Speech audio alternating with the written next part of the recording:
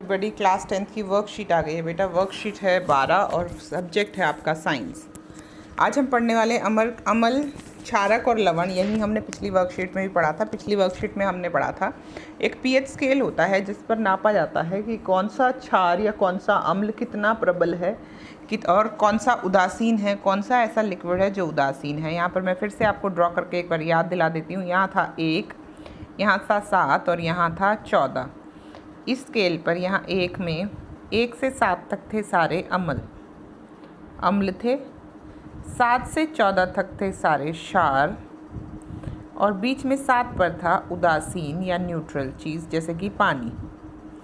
इधर जाओ 7, 8, 9, 10, 11, 12, 13, 14 तो क्षारीयता बढ़ती जाती है, यानी कि प्रबल क्षार होते हैं यहाँ और यहाँ होते हैं प्रबल अम्ल, यानी यहाँ से यहाँ जाओ तो भी अम्लीयता बढ़ती रहती है। ये हमने पिछली वर्कशीट में पढ़ा था। एक और चीज़ हमने पिछली कार्यपत्रक में पढ़ी थी, वो ये थी कि H+ आयन्स रिलीज करने से एसिड बनता है एसिड, और OH- आयन देने से OH- आयन जो देता है वो होता है क्षार, और H+ आयन जो देता है वो होता है अम्ल। ये भी बात हमने पढ़ी थी।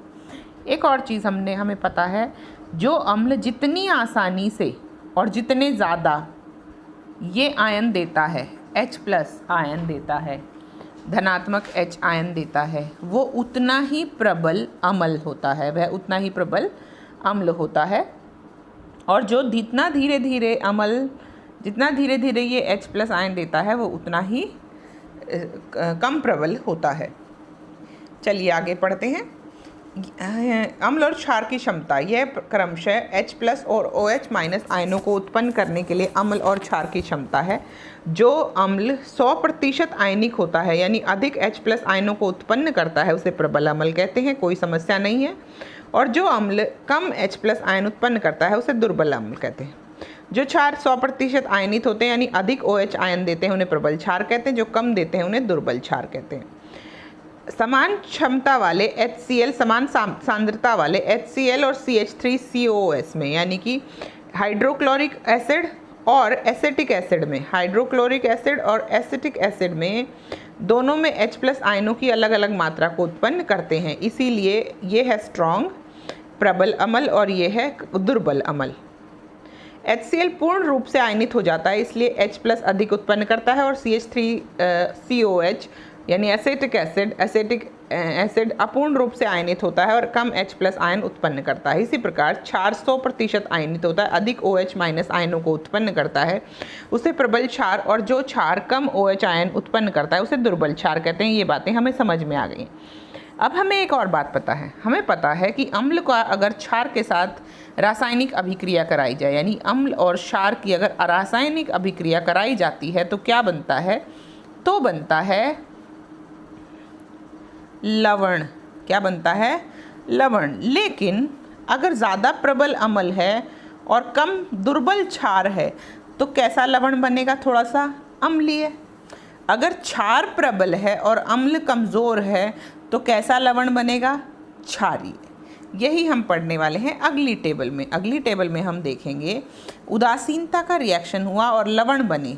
लवण की प्रकृति उदासीन है, लेकिन उसमें थोड़ा सा अम्लीय या क्षारीय भाव आ जाता है। कैसे? अभी देखते हैं। अगर मैंने प्रबल अम्ल लिया और प्रबल क्षार लिया तो आसानी से रिएक्शन हुआ, दोनों में बराबर ताकत थी, दोनों आराम से लड़े और दोनों में से कोई नहीं जीता। NaCl जैसे कि यहाँ पर उदाहरण है। ये किसके उदाहरण है बेटा? ये लवण के उदाहरण है। किसके उदाहरण है? लवण के उदाहरण है। और ये आपके लवण की प्रकृति है। ये जो लवण बन रहे हैं उनकी प्रकृति है। तो उदासीन लवण बना। क्या बना? NaCl बना, सोडियम क्लोराइड बना। कैसे बना होगा बेटा सोडियम क्लोराइड? अम्ल होगा हाइड्रोक्लोरिक अम्ल, और हाइड्रोक्साइड होगा, यानी कि क्षार होगा सोडियम हाइड्रोक्साइड। इन दोनों के रिएक्शन से बना सोडियम क्लोराइड, और वो उदासीन प्रकृति का है। ऐसे ही एक प्रबल क्षार लिया, पोटेशियम हाइड्रोक्साइड, प्रबल अम्ल लिया, सल्फ्यूरिक अम्ल, और बन गया पोटेशियम सल्फेट। ये भी उदासीन बना क्योंकि दोनों प्रबल थे। यहाँ तक किस्सा क्लियर है। अब अगली कहानी की तरफ चलते हैं। अगली कहानी कहती है, अगर तुमने दुर्बल अम्ल ले लिया, अगर तुम्हारा अम्ल दुर्बल है और क्षार प्रबल है, ये कमज़ोर है और ये बड़ा है, तो ये क्या सा बनेगी सरकार, किसकी बनेगी, इसी की बनेगी। तो जो आपका लवण बनेगा वो कैसी प्रकृति का बनेगा, क्षारीय प्रकृति का लवण बनेगा, जैसे कि सोडियम कार्बोनेट और सोडियम एसीटेट बना हुआ है। यहाँ पर सोडियम कार्बोनेट बनाते हुए क्या हुआ होगा, दुर्बल अम्ल हैं, तो दुर्बल अम्ल देखिए सोडियम कार्बोनेट लिया हुआ है, और नहीं ये तो बेटा लवण बने हैं, ये तो लवण है, ये लवण है, अम्ल नहीं है। अम्ल यहाँ पर है, कार्बोनिक एसिड है और यहाँ पर एसिटिक एसिड है, और हमने प्रबल क्षार लिया। प्रबल क्षार कौन सा है, यहाँ पर सोडियम हाइड्रोक्साइड, दोनों का रिएक्शन कराया सोडियम हाइड्रोक्साइड का पहले कार्बोनिक एसिड के साथ, तो बना सोडियम कार्बोनेट। सोडियम हाइड्रोक्साइड का एसिटिक एसिड के साथ तो बना सोडियम एसीटेट। ये दोनों लवण जो बने, यहाँ पर जो दो लवण बने हैं बेटा, ये दोनों ये कैसी प्रकृति के हैं, क्षारीय प्रकृति के, क्योंकि प्रबल क्षार था। आगे कहानी पलट जाती है, इस बार क्षार दुर्बल हो गया, अम्ल क्या हो गया, ताकतवर हो गया। अब कैसी सरकार बनेगी, अम्लीय सरकार बनेगी। कैल्शियम हाइड्रोक्साइड कमज़ोर सा हमने क्षार लिया, हाइड्रोक्लोरिक एसिड मजबूत सा हमने अम्ल ले लिया, तो साल्ट बनता है थोड़ा सा अम्लीय, लवण बनता है अम्लीय, और लवण का नाम क्या है, कैल्शियम क्लोराइड। ठीक है, अब फिर से दुर्बल क्षार ले लो, दुर्बल अम्ल, दोनों कमज़ोर थे, ठीक है, कोई दिक्कत नहीं। अमोनिया लिया हमने क्षार के तौर पर, कार्बोनिक एसिड लिया हमने अम्ल के तौर पर, और हमारा बना अमोनियम कार्बोनेट, और उदासीन ही बना क्योंकि दुर्बल था अम्ल और दुर्बल था क्षार। कोई दिक्कत नहीं, आगे चलते हैं। आगे बहुत सारी अच्छी नॉलेज दी है। क्या कहती है नॉलेज, पीएच, यदि वर्षा का जल पीएच 5.6 से कम है तो यह अम्लीय वर्षा कहलाती है। यह जल नदी में पहुंचने पर जलीय जीवों के लिए हानिकारक होता है। यानी कि अगर आपने वर्षा का जल 5.6 से भी कम है उसकी पीएच स्केल पर उसकी गणना, तो वो कैसी वर्षा होती है, अम्लीय वर्षा। आपने सुनी होगी अम्लीय वर्षा से पॉल्यूशन फैलता है, अम्लीय वर्षा पॉल्यूशन का कारण है, प्रदूषण के कारण अम्लीय वर्षा होती है, जिसके कारण जीव जंतुओं को नुकसान होता है। यहाँ तक कि ताजमहल का भी रंग बदल गया था, क्योंकि ताजमहल के आसपास बहुत सारी ऐसी जगहें थी जहाँ पर बहुत सारी फैक्ट्री थी, और उनसे होने वाले प्रदूषण धुएँ से अम्लीय वर्षा हो रही थी, और जो रंग था किसका, ताजमहल का, वो लगभग बदल चुका था। चलिए आगे चलते हैं।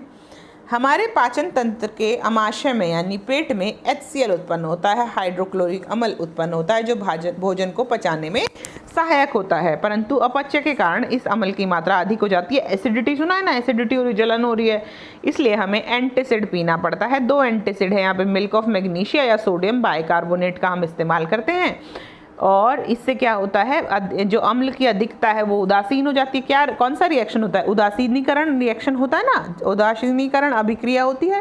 अब आपके पेट में एसिड है, अम्ल है, हमने क्या डाल दिया, क्षार डाल दिया, अंदर क्या बन जाएगा, लवण बन जाएगा, कोई दिक्कत नहीं।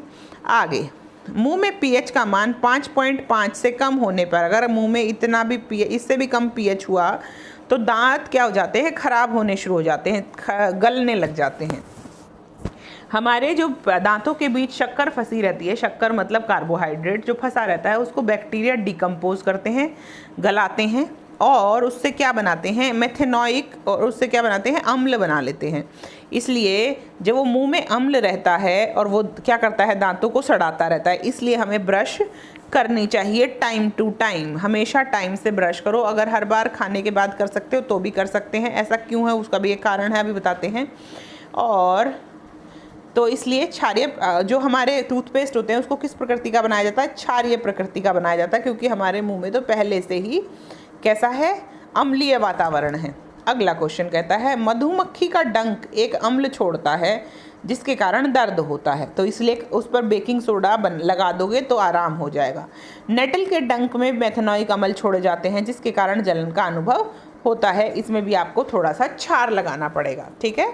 यानी कि जो मधुमक्खी और नेटल के डंक होते हैं वहाँ पर अम्लीय होता है, इसलिए वहाँ पर थोड़ा अगर क्षार लगा लेंगे थोड़ा सा तो आपको बहुत आराम हो। अब मिट्टी का पीएच पौधे के तत्वों, पोषक तत्वों की उपलब्धि में सहायक होता है। अगर पीएच ठीक है तो पौधे को पोषक तत्व आसानी से मिल जाते हैं। इसलिए अगर अम्लीय हो गई है मिट्टी तो उसमें चूना या कैल्शियम कार्बोनेट अगर मिला देंगे तो क्या होगा, आपकी मिट्टी फिर से लवणीय हो जाएगी, फिर से वो अम्लीय नहीं रहेगी और वापस कृषि के लायक हो जाएगी। चलिए बच्चे, प्रत्येक लवण को अम्लीय, क्षारीय और उदासीन रूप से पहचानिए। ये हैं 3 लवण जिसको हमें अम्लीय, क्षारीय और उदासीन रूप में पहचानना है। सबसे पहले लिखा है पोटेशियम क्लोराइड। पोटेशियम क्लोराइड बनता कैसे होगा? KOH जमा HCl ऐसे बना होगा बेटा। ये स्ट्रॉन्ग अम्ल है, प्रबल अम्ल है, और ये प्रबल क्षार है। तो ये कैसी प्रकृति का रहा होगा? उदासीन प्रकृति का। कोई दिक्कत समझने में नहीं ना? प्रबल अम्ल और प्रबल क्षार जब आपस में रिएक्शन करते हैं, आपस में अभिक्रिया करते हैं, तो कैसा लवण बनता है? उदासीन लवण बनता है। तो ये कैसा लवण बना? उदासीन। अगला क्वेश्चन, NaNO3 बना कैसे होगा? पहले उस पर चलते हैं। NaNO3 का मतलब है, एक तो रहा होगा HNO3 और एक रहा होगा NaOH, है ना। सोडियम हाइड्रोक्साइड से आया सोडियम, यहाँ से नाइट्रिक एसिड से आया नाइट्रेट, तो ये बन गया सोडियम नाइट्रेट। ये भी प्रबल क्षार है और ये प्रबल अम्ल है, तो ये किस प्रकृति का बना होगा? ये उदासीन प्रकृति का बना होगा। अगले क्वेश्चन पर आते हैं। अगला क्वेश्चन कहता है अमोनियम सल्फेट। अमोनियम सल्फेट में कुछ गड़बड़ लगी। H2SO4 में रहा होगा अमोनिया, और यहाँ पर या तो ये इस फॉर्म में रहा होगा NH4OH या फिर NH3 लिखा होगा सिर्फ। दोनों ही सूरतों में ये दुर्बल क्षार था और ये प्रबल अम्ल था। तो ये कैसा बना होगा? अम्लीय, क्योंकि अम्ल क्या था? प्रबल था। तो जो ये लवण बना होगा ये कैसा बना होगा बच्चे? अम्लीय बना होगा। कोई दिक्कत समझने में नहीं? आगे चलते हैं अगले क्वेश्चन की तरफ। MgCl2 डैश अम्ल और डैश क्षार से बना होगा। देखिए MgCl2, HCl तो आपको दिख ही रहा है, HCl दिख रहा है, हाइड्रोक्लोरिक अम्ल हो गया। ये क्या है? MgOH2 होगा, क्योंकि ऐसे ही बनता है, हमें पता है। ये MgOH2 मैग्नीशियम हाइड्रोक्साइड होगा और ये HCl होगा, ये वाला अम्ल। बिल्कुल क्लियर। अगले क्वेश्चन में, प्रत्येक भोजन के पश्चात हमें दांत साफ करने की सलाह क्यों दी जाती है? जब भी हम खाना खाते हैं तो हमारे मुंह में सलाइवा बनता है, थूक बनता है, या जो भी रस बनता है जिससे खाना मिक्स किया जाता है जीभ द्वारा और खाने को सॉफ्ट किया जाता है, उसमें क्या होता है? अम्ल होता है। उसकी प्रकृति कैसी होती है? अम्ल होती है। यानी कि जब भी आपके मुंह में कोई पानी जैसा पदार्थ आता है वो किस तरह का होता है? अम्लीय होता है। और अम्ल के कारण क्या होता है? आपके दांत गलने लग जाते हैं, आपके दांतों को अम्ल क्षति पहुंचाता है, खराब कर देता है। इसलिए हमें जब भी खाना खाएं अपने दांतों को साफ करना चाहिए। अगर दांतों में थोड़ा बहुत भी शुगर रह गया, कार्बोहाइड्रेट रह गया, तो वहाँ पर जो बैक्टीरिया हैं दांतों के, वो क्या कर लेंगे? उसको अम्लीय अम्ल पैदा करेंगे और उस अम्ल से आपके दांत सड़ जाएंगे।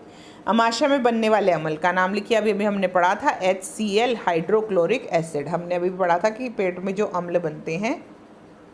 अगला क्वेश्चन, जलीय जीव अम्लीय वर्षा से कैसे प्रभावित होते हैं? जलीय जीव अम्लीय वर्षा से बहुत प्रभावित होते हैं, क्योंकि अम्ल की वर्षा से जो पानी है वो भी क्या हो जाता है? अम्लीय हो जाता है। जब पानी अम्लीय हो जाता है, जो कि जहाँ पर वो रह रहे हैं जलीय जीव, उस जल का जब अम्लीय बनना, उससे क्या होता है? वहाँ पर पौधों की भी, और पौधों की कम हुई तो वहाँ पर पशुओं की यानी कि जानवरों की भी संख्या अपने आप ही कम हो जाती है, क्योंकि वहाँ पर अम्लीय हो जाता है और सब क्षति पहुँचाता है सारे जानवरों को। अगला क्वेश्चन, एंटासिड क्या कार्य करता है? एंटासिड जब भी हमारे पेट में जलन होती है या फिर हमारे पेट का वातावरण अम्लीय हो जाता है, तो उसको ठंडा करने के लिए, वापस नॉर्मल करने के लिए एंटासिड खाया या पिया जाता है। एंटासिड पिया जाता है, और 2 एंटासिडों के नाम हमें बताने हैं।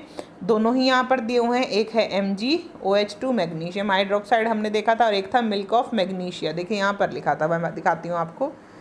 यहाँ पर लिखा था मिल्क ऑफ मैग्नीशिया, या फिर सोडियम बाइकार्बोनेट घर में रखा होता है, हम लोग खा लेते हैं, या फिर आप मैग्नीशियम हाइड्रोक्साइड, एल्यूमिनियम वगैरह ऐसी चीज़ें भी ले सकते हैं। अगला क्वेश्चन, स्वस्थ विकास के लिए एक पौधे को 7.2 pH की मिट्टी चाहिए, लेकिन मिट्टी का pH 5.6 है। तो आप क्या करेंगे? देखिए यहाँ पर जो हमने वर्कशीट की आखिरी लाइन पढ़ी, यहाँ पर यही समस्या का समाधान दिया है। मिट्टी का pH पौधे के पोषक तत्वों की उपलब्धि में सहायक होता है, तो मिट्टी की अम्लीयता को दूर करने के लिए चूना या कैल्शियम कार्बोनेट मिलाएंगे। तो क्या करना चाहिए? चूना और कैल्शियम कार्बोनेट मिला देना चाहिए ताकि इसकी अम्लीयता ख़त्म हो जाए। आई होप मैंने आपको वर्कशीट बिल्कुल अच्छी तरह डिस्कस की है। अगर फिर भी कोई समस्या आती है तो प्लीज़ कमेंट कीजिएगा। मिलते हैं अगली वर्कशीट के साथ। तो बाय बेटा, टेक केयर।